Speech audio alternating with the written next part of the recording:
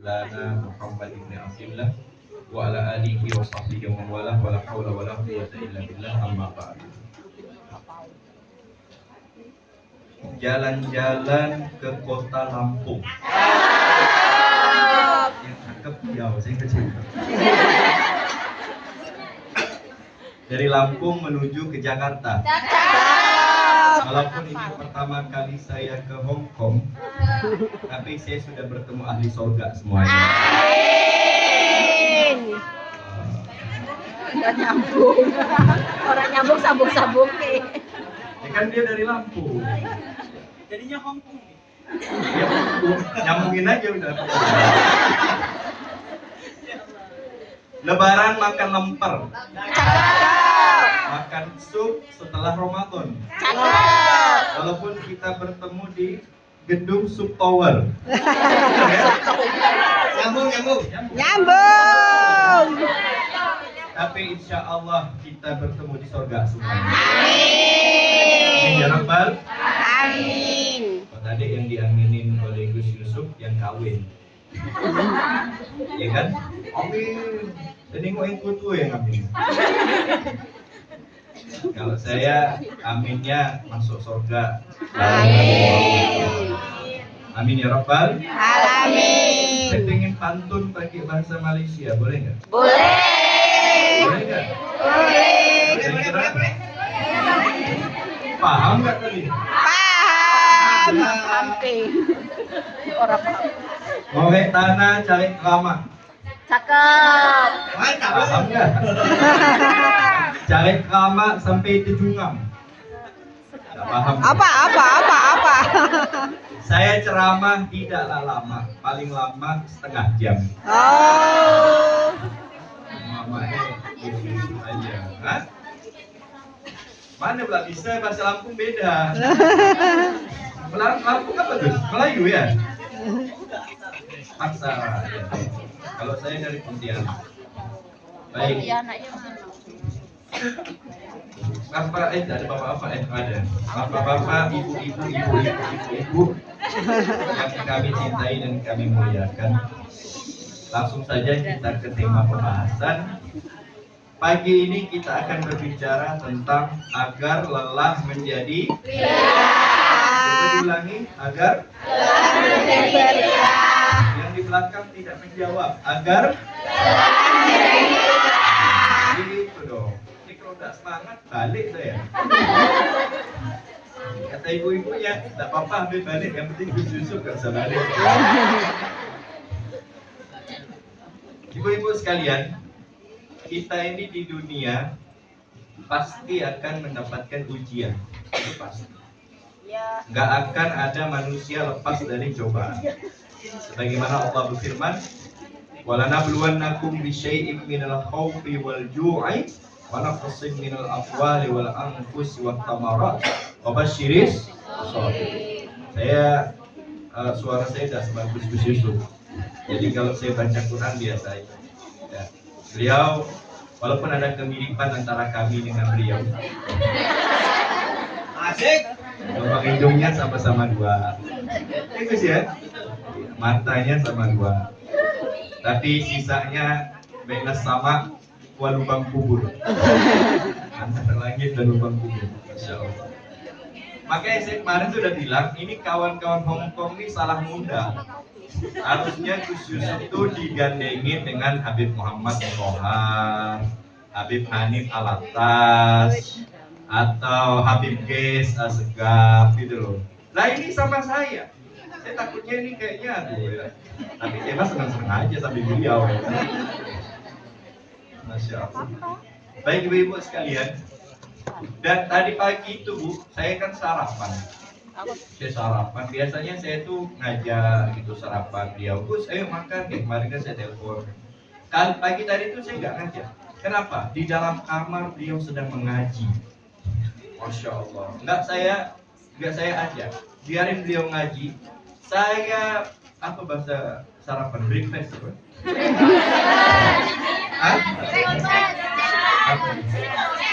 Sejojen. Itu Madura, Pak. Hah? Oh, mirip Madura. Hongkong 在 itu 香 apa? 港是 Bahasa Hongkong. 食早餐， Sek Chao-chan. 早餐。 Macam Shinchan pula ya.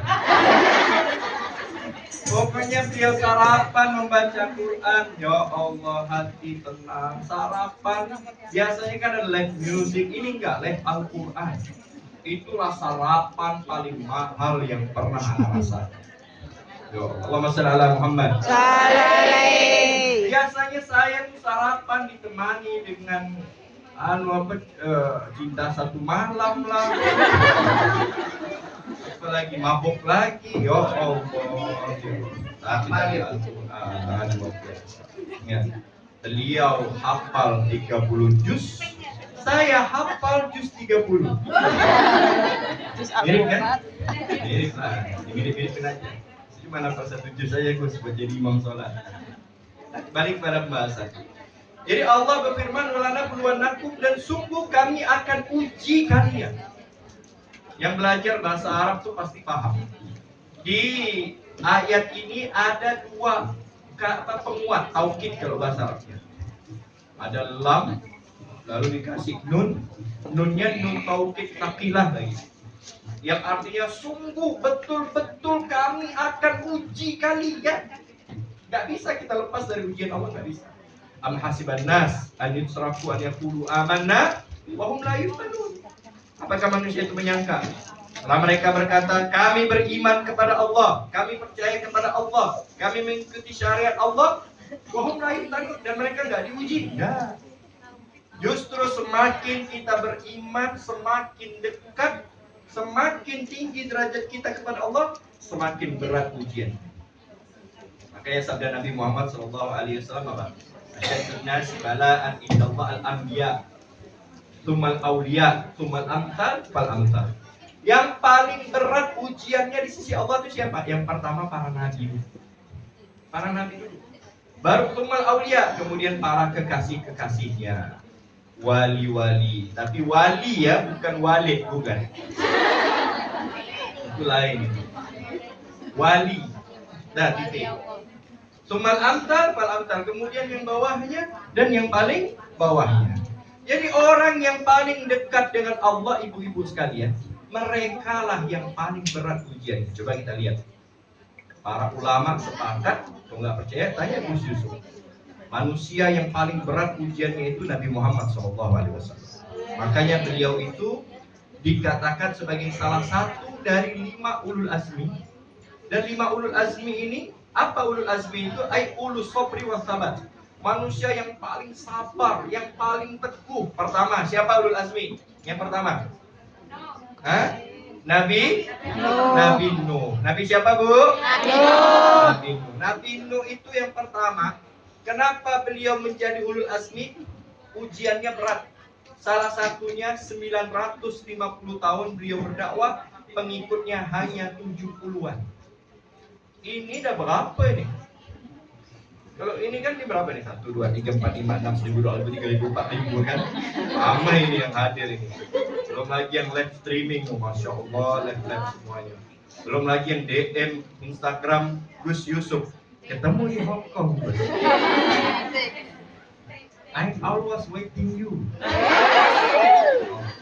Saya tuh jujur aja, Gus, sempat apa? Kalau bahasa Pontianak tuh kesetak hati saya. Apa ya? Kesetak gitu. Kesentuh. Dia bilang gini, kemarin sama Ahli dan kawan-kawan. Banyak yang DM saya. Gus, ketemu nanti di Hong Kong ya. Sayang, satu pun gak ada yang DM. Allahumma shalli ala Muhammad. Salai. Luar biasa magnet beliau ini. Saya ketemu di pesawat. WA, ketemu di pesawat. Kayaknya ini Gus Yusuf, beliau nyapa saya. Kalau beliau nggak nyapa saya itu saya nggak tahu itu. Soalnya saya lihat nih kayaknya opa-opa Korea ya. Kalau saya opa-opa apa ya? Baik, kembali kepada pembahasan. Tadi ngomong apa ya? Apa? Gus Azmi. Jadi Nabi Nuh itu pengikutnya 70 tahun. 70 orang. 950 tahun berdakwah, pengikutnya hanya 70 orang. Dan yang lebih menyakitkan lagi, anaknya yang bernama Kan'an, anaknya bukan menjadi penerus beliau, bahkan menjadi yang melawan beliau, yang membangkangi beliau, ya Allah. Lalu berikutnya ada Nabi Ibrahim alaihissalam, berdakwah kepada ayahnya sendiri, walaupun ayah di sini ada yang mengatakan itu bukan ayah kandungnya, tapi pamannya, ayahnya. Lalu beliau dibakar oleh Raja Namrud. Beliau berdakwah ke kaumnya, mendapatkan perlawanan musuh yang luar biasa. Ada Nabi Musa alaihissalam. Nabi Musa itu Masya Allah, saking bengalnya, apa bengal itu? Hah? Bukan bengal, ngeyel. Saking ngeyelnya itu umatnya Nabi Musa alaihissalam itu dikasih manna wasalwa, makanan dari surga, minta apa? Mimbafliha, kumiha wa adasya wa salihah, minta bawang putih, bawang merah, kecambah, kacang panjang. Ada dikasih manna wasalwa, nggak mau. Sama disuruh Allah nyuruh Nabi Musa masuk ke kota Palestina, nanti mendapatkan jaminan dapat tanah. Karena mereka kan diusir dari kampung halamannya, itu dikejar Fir'aun. Apa kata umat Nabi Musa alaihissalam, Bani Israil itu? Idhab anta wa rabbuka faqatila inna hahuna qa'idun. Ente pergi aja ente sama Tuhan ente Musa. Kami di sini duduk-duduk doang. Enak banget tuh, nabinya loh. Satu-satunya nabi yang diprank sama umatnya hanya Bani Israil. Nabi Musa lagi mandi, pakaiannya diambil. Pokoknya luar biasa itu congkaknya umatnya Nabi Musa alaihissalam. Hanya beberapa saja yang setia kepada Nabi Musa. Dan beliau bersabar. Makanya beliau masuk ulul azmi. Yang berikutnya adalah Nabi Isa, dan yang terakhir adalah baginda Nabi Muhammad Sallallahu alaihi wasallam. Semuanya sudah tahu ceritanya. Dari kecil beliau ditinggal ayahnya. Umur berapa beliau ditinggal ayahnya? 2 bulan kandungan. Lalu lanjut, beliau bahkan walaupun 2 bulan kandungan, dari kecil beliau nggak bersama ibunya. Ditinggal ayahnya umur 2 bulan kandungan. Begitu beliau lahir, beliau tidak bersama ibundanya. Dibawa oleh siapa? Sayyidah Halimah As-Sa'diyah yang